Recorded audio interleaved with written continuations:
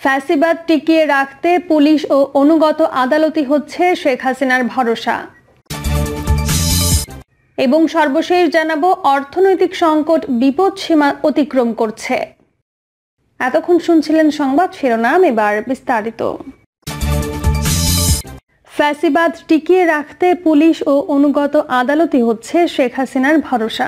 শেখ হাসিনার ফ্যাসিবাদী শাসন টিকিয়ে রাখতে অনুগত আদালত এবং পুলিশই হচ্ছে এবার ভরসা। সদ্য সমাপ্ত দ্বাদশ নির্বাচন অনুষ্ঠানের পর আমেরিকা, ইউরোপ সহ বিভিন্ন দেশের চাপ সামনে রেখে নানা কৌশল নিয়ে আগাচ্ছেন শেখ হাসিনা। পুরাতন তরিকা অনুসরণ করার পাশাপাশি এই নির্বাচন কিভাবে বিশ্বের কাছে গ্রহণযোগ্য করা যায় তার নতুন কৌশল খুঁজছেন শেখ হাসিনা। কিভাবে উপরে দেখতে ফিটফাট দেখাবে এবং ভেতরে সব সাজিয়ে নেওয়া হবে, এমন একটি কৌশলের সন্ধানে আছে সরকার। সরকারের কথায় আচার আচরণে বোঝানোর চেষ্টা চলছে তাদের রচিত সংবিধান অনুযায়ী ভোট সুষ্ঠুভাবে অনুষ্ঠিত হয়েছে। অর্থাৎ শেখ হাসিনা সরকার প্রধান এবং বর্তমান নির্বাচন কমিশনের নিয়ন্ত্রণে অনুষ্ঠিত দ্বাদশ জাতীয় সংসদ নির্বাচন অবাধ ও সুষ্ঠু হয়েছে। তাদের তরিকা অনুযায়ী নানা হুঙ্কারও দেয়া হচ্ছে বিরোধী দলগুলোর এক দফা দাবি ঘোষণার পর। 21 জুলাই এমনই একটি হুঙ্কার দিয়েছে শেখ হাসিনা। তার ভাষায় বলেছেন, আন্দোলনের নামে সহিংসতা করলে ছেকে ছেকে ধরা হবে, মানুষের কোনো ক্ষতি করলে ছাড় দেয়া হবে না। তার এই বক্তব্যের মাধ্যমে বিরোধী দলের প্রতি এক ধরনের হিংস্রতাই প্রকাশ পেয়েছে। র্যাবের ওপর নিষেধাজ্ঞা এবং বাংলাদেশের জন্য যুক্তরাষ্ট্রের নতুন ভিসা নীতি ঘোষণার কোনো তোয়াক্কা শেখ হাসিনা করছেন বলে মনে হচ্ছে না। বিরোধী দলগুলোর পদযাত্রার কর্মসূচিতে মানুষের ওপর পুলিশ হিংস্রতা দেখিয়েছে। পুলিশের গুলিতে একজন নিহত সহ বহু লোক আহত হয়েছেন। সারা দেশের মামলা দিয়ে নতুন করে 7,000 বিরোধী দলের নেতাকর্মীকে আসামি বানানো হয়েছে। এর সবই ছিল শেখ হাসিনা নির্বাচন পার করার কৌশলের অংশ। ছেকে ছেকে ধরা হবে শেখ হাসিনার এমন হুঙ্কারের পরের দিন ঢাকা মহানগর পুলিশের ক্রাইম কনফারেন্স ছিল। ডিএমপি কমিশনারের সভাপতিত্বে অনুষ্ঠিত এই কনফারেন্সে অধীনস্থ সকল পুলিশ অফিসাররা উপস্থিত ছিলেন। এই বৈঠকের একাধিক সূত্র আমাকে নিশ্চিত করেছে, তারা সিদ্ধান্ত নিয়েছেন পুলিশ আগের মতোই ফ্যাসিবাদী সরকারকে রক্ষায় সর্বশক্তি কাজে লাগাবে। বিরোধী দলের নেতাকর্মীদের বিরুদ্ধে নতুন করে গায়েবী মামলা সহ পুরাতন মামলাগুলো সচল করবে। বৈঠকে একজন পুলিশ কর্তা এমনও বলেছেন, কারাগারের স্থান সংকট হলে প্রয়োজনে আরও কারাগার বানানো হবে। তারপরও কোনো অবস্থায় গ্রেফতার অভিযানে ভাটা দেয়া যাবে না। গত 6 জুলাই পুলিশ হেডকোয়ার্টারে ডিআইজি জয়দেবের সভাপতিত্বে অনুষ্ঠিত বৈঠকে নির্দেশনা অনুযায়ী বিরোধী দলের নেতাকর্মীদের মামলা দ্রুত নিষ্পত্তির বিষয়টি নিয়েও ডিএমপির বৈঠকে আলোচনার পর সংশ্লিষ্টদের কঠোর নির্দেশনা দেওয়া হয়েছে। অনুগত পুলিশ বাহিনী গত 6 জুলাই বাহিনীটির হেডকোয়ার্টারে অনুষ্ঠিত বৈঠকে বিরোধী দলের নেতাকর্মীদের মামলা দ্রুত নিষ্পত্তির একটি ফর্মুলা তৈরি করেছেন। সেই ফর্মুলা অনুযায়ী ঢাকা সহ দেশের বিভিন্ন আদালতে বাছাই করা মামলাগুলো নিষ্পত্তির তোড়জোড় ইতোমধ্যেই শুরু হয়ে গেছে। পুলিশের বাছাই করা মামলাগুলো দ্রুত রায় দেওয়ার তাগিদে অস্বাভাবিক গতিতে এগিয়ে নিচ্ছে ফ্যাসিবাদের অনুগত বিভিন্ন আদালত। সংশ্লিষ্ট আইনজীবীদের সাথে কথা বলে জানা গেছে, প্রচলিত প্রথা ও রীতি ভঙ্গ করে সাক্ষী নেওয়া হচ্ছে। সাধারণত ফৌজদারি মামলায় তদন্ত কর্মকর্তার সাক্ষ্য নেওয়া হবে সবার শেষে, অথচ ঢাকার সিএমএম কোর্টে বিচারের প্রচলিত প্রথা ও রীতি ভঙ্গ করে তদন্তকারী পুলিশ কর্মকর্তার সাক্ষী নেওয়া হচ্ছে সবার আগে। এছাড়া মামলাগুলো বিরতিহীনভাবে শুনানির তালিকায় অন্তর্ভুক্ত করা হচ্ছে। প্রচলিত নিয়ম অনুযায়ী একদিন শুনানির পর 2 থেকে 3 সপ্তাহ পর পরবর্তী শুনানি গ্রহণের জন্য তারিখ নির্ধারণ করা হয়। কিন্তু চিহ্নিত মামলাগুলো কখনো পরের দিনই অথবা 1 থেকে 2 দিন সময় দিয়ে তারিখ নির্ধারণ করা হচ্ছে।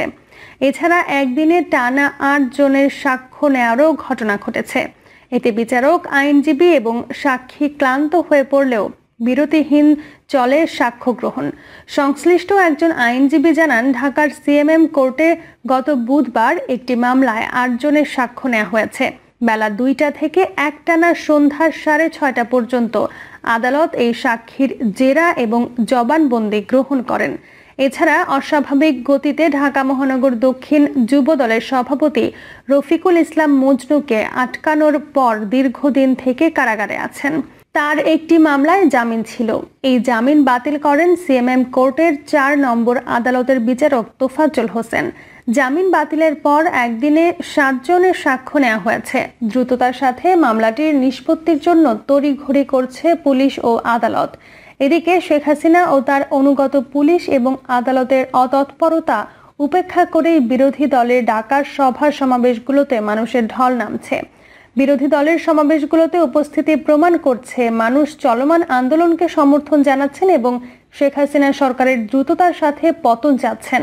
সরকারের অপকৌশল মোকাবেলা করে আন্দোলন চূড়ান্ত পরিণতির দিকে এগিয়ে নেওয়া বিরোধী দলের নেতৃবৃন্দের দায়িত্ব। শেখ হাসিনার অনুগত পুলিশ বাহিনীর যারা গুম ও খুনের সাথে সরাসরি জড়িত তাদেরকে দ্রুততার সঙ্গে চিহ্নিত করে জনগণের সামনে মুখোশ উন্মোচন করা, পরিবার ও সমাজের সামনে তাদেরকে খুনি ও মানবাধিকার লঙ্ঘনকারী হিসেবে পরিচিত করার সময় এখনই। একইভাবে যেসব বিচারক অন্যায় জেনেও শুধু নিজের চাকুরি রক্ষার তাগিদে অথবা ফ্যাসিবাদের দাসত্ব মানসিকতায় বিরোধী দলের নেতাদের বানোয়াট মামলা দণ্ড দেওয়ার নিমিত্তে তড়িঘড়ি করছেন, তাদের তালিকা তৈরি করে জনপ্রতিরোধ গড়ে তোলার কাজটিও এখনই করতে হবে। এক দফা দাবি আদায়ে অন্যান্য রাজনৈতিক কর্মসূচির পাশাপাশি ফ্যাসিবাদ অনুগত বিচারক ও পুলিশের চরিত্র প্রকাশ করার সময়ের দাবি।